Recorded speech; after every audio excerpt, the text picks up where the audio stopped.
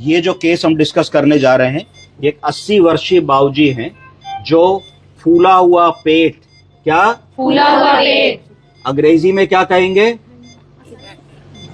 नहीं, abdominal distension करके अस्पताल आते हैं।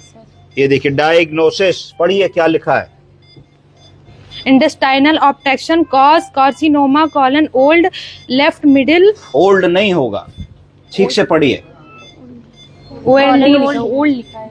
फिर से पूरा पढ़िए शुरू से। Intestinal obstruction cause, intestinal obstruction, intestine आंत को कहते हैं। किसको कहते हैं? आंत को कहते हैं। आंतें दो प्रकार की होती है, छोटी आंत और बड़ी आंत।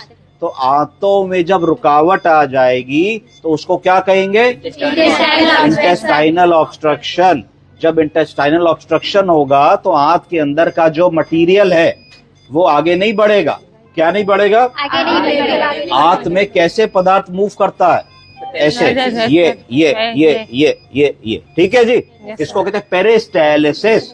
आंत के अंदर फीकल मैटर, खाना ऐसे करके घुसा, मोटा हुआ, आंत ने उसको आगे पुश कर दिया, फिर आगे पुश कर दिया। तो जब आंत में रुकावट आ जाएगी तो एक स्टेज तक तो खाना जाएगा, आगे नहीं बढ़ पाएगा, तो उसको कह दिया इंटेस्टाइनल ऑब्स्ट्रक्शन। आगे पढ़िए। Cause carcinoma colon old left middle cerebral artery tertiary in front. इन्होंने लिखा कि जो इंटेस्टाइनल ऑब्स्ट्रक्शन है इसका कॉज क्या लग रहा है इनको?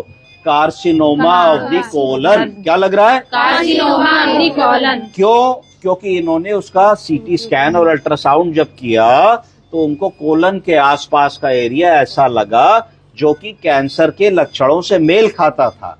अब कंफर्म करने के लिए, ऐसे आप किसी को कैंसर की टोपी नहीं पहना सकते, आपको कंफर्म करने के लिए क्या करना पड़ेगा?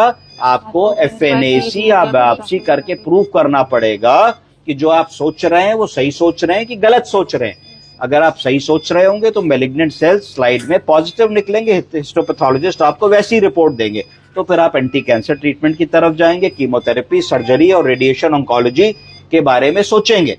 और अगर नहीं निकलता है तो फिर आप मेडिकल मैनेजमेंट के बारे में सोचेंगे। मेडिकल मैनेजमेंट में क्या देखेंगे कि इलेक्ट्रोलाइट इम्बैलेंस तो नहीं है। सोडियम पोटेशियम की कमी सबसे पहला कारण होता है बुजुर्ग आदमी में इंटेस्टाइनल ऑब्स्ट्रक्शन, उसको आसानी से ठीक किया जा सकता है। पोटेशियम की कमी is the most commonest cause.